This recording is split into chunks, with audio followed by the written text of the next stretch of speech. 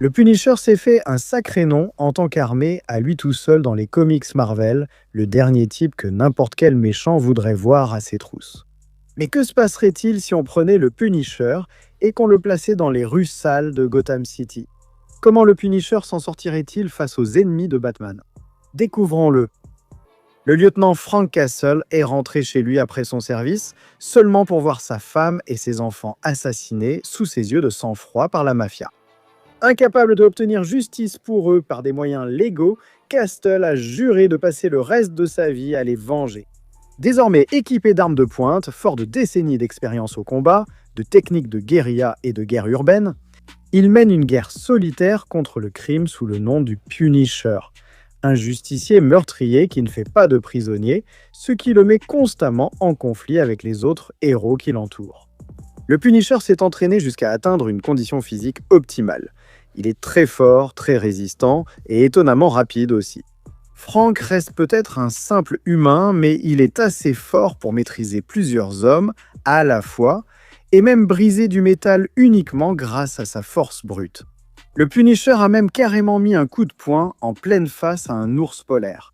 Apparemment, il n'a aucun problème avec la cruauté envers les animaux. Le Punisher est aussi très rapide, suffisamment rapide pour se battre contre certains des meilleurs héros de rue de Marvel et esquiver leurs attaques. Je parle de Wolverine, Daredevil, Captain America ou Spider-Man, il esquive les attaques de tous ses adversaires. Frank est aussi extrêmement rapide pour dégainer. Il peut clairement mettre son fusil en position aussi vite qu'un éclair frappe le sol. Littéralement, il bouge indéniablement à la même vitesse que la foudre. Mais sans doute la meilleure qualité du Punisher, c'est que cet homme est coriace. Il est vraiment coriace. S'il y a une chose à savoir sur Frank, c'est que cet homme peut encaisser. Il porte aussi toujours une armure vraiment impressionnante. Une armure qui l'a protégé contre des explosions de faible intensité, des décharges électriques ou une quantité incroyable de balles. Et le plus impressionnant, c'est que rien n'arrêtera le Punisher dans l'accomplissement de sa mission. Il a continué sans pause pendant des jours. Il peut complètement ignorer beaucoup de douleurs et de souffrances. Et au final, c'est vraiment un homme très difficile à arrêter. Et en plus de ça, eh bien Frank Castle est une armée à lui tout seul. Il peut largement se défendre dans un combat. Il connaît de nombreuses techniques de combat différentes et maîtrise de nombreux arts martiaux.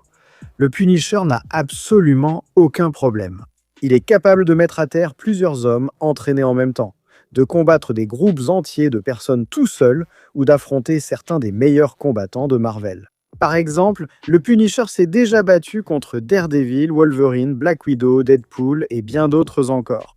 Il les a soit vaincus lors du combat, soit il s'est battu jusqu'au bout et a rendu la vie très difficile à certains des combattants les plus doués de la planète. Et la chose qui distingue vraiment le Punisher de presque tous les autres, c'est qu'il n'a absolument aucun problème avec les armes à feu ou le fait de tuer. Frank est un tireur d'élite. C'est l'un des hommes les plus précis au monde. Il peut placer des tirs en pleine tête comme si de rien n'était, et le Punisher est tellement doué avec une arme à la main qu'il est capable de toucher Spider-Man avec précision, alors que Spider-Man esquive dans tous les sens. Entre ses compétences, ses armes et les années d'expérience de Frank, eh bien le Punisher est la dernière personne que vous voudriez croiser si vous êtes un criminel. Il va vous descendre, c'est certain. Ce n'est même pas comparable. N'importe quel criminel de type mafieux à Gotham, et le Punisher les élimine sans difficulté. Honnêtement, il suffirait simplement de lui tirer une balle en pleine tête, à l'un ou à l'autre. Et Frank n'a aucun problème à faire exactement ça. C'est pareil pour le Pingouin. Au mieux pour Oswald Cobblepot, eh bien, il n'est qu'une version plus faible et inférieure du Caïd. Le Punisher a l'habitude d'éliminer des gangsters. Il va complètement saccager le Iceberg Lounge en partant. Maintenant, l'homme mystère ne représente évidemment aucune menace physique pour le Punisher. Et si Frank tombe un jour sur lui, l'homme mystère est fini. Mais on pourrait aussi dire que l'homme mystère pourrait piéger le Punisher dans un combat à mort. Ce sont peut-être les méchants plus intellectuels qui posent un problème à Frank. Mais honnêtement, je pense qu'il est plus probable que Nigma parvienne simplement à s'échapper. Il ne sera pas vraiment intéressé à jouer avec le Punisher, et Frank n'est pas assez intelligent pour trouver ou attraper Nigma si Nigma ne veut pas être attrapé. Maintenant, c'est un affrontement qu'on a déjà vu se dérouler dans un comic auparavant. Le Punisher s'est rendu à Gotham et il avait le Joker à sa merci. Il allait tuer le Joker et le Joker le savait. Frank l'aurait eu si Batman n'était pas intervenu. Maintenant, on peut peut-être dire que tout comme l'homme mystère, le Joker arrive à préparer un piège mortel assez élaboré pour éliminer le Punisher, mais je pense qu'il est plus probable que ce comic se déroule simplement sans que Batman n'intervienne. Catwoman serait une autre victoire facile pour le Punisher si le Punisher le voulait vraiment. Il tolère Elektra, donc il pourrait tolérer Catwoman et simplement la laisser en vie. Mais si le Punisher voulait tuer Catwoman, eh bien, je parie qu'il le pourrait. On peut dire qu'il est un meilleur combattant. Il peut faire jeu égal avec Daredevil et Black Widow. Et encore une fois, Frank est celui ici qui va chercher à tuer. Le Punisher remporte ce combat facilement parce que Frank est toujours préparé.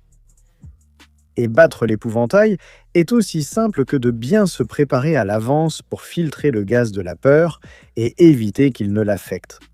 À partir de là, l'épouvantail est neutralisé aussi facilement que n'importe quel autre criminel. C'est ici que cela devient bien plus difficile pour le Punisher. Maintenant, oui, on peut débattre pour savoir si Deadshot compte encore comme un ennemi de Batman. Mais s'il affronte le Punisher, c'est à peu près du 50-50. Deadshot est le meilleur tireur des deux, il est pratiquement surhumain en ce qui concerne ses capacités de tir. Mais le Punisher est plutôt un touche-à-tout, et c'est un meilleur combattant polyvalent. Il reste incroyablement précis, mais il est aussi plus fort, plus résistant et meilleur au combat rapproché. En plus, Frank a de l'expérience avec Bullseye, donc il saura à quoi s'attendre ici face à Deadshot. Mais malgré tout, c'est à peu près du 50-50. Maintenant, Killer Croc peut être extrêmement inégal parfois, donc il pourrait y avoir des moments où Croc pourrait se faire battre par Punisher si Punisher joue vraiment intelligemment et pose assez d'explosifs pour vraiment éliminer Croc. Mais il est plus probable que si Punisher n'est pas vraiment très malin, Killer Croc va le battre.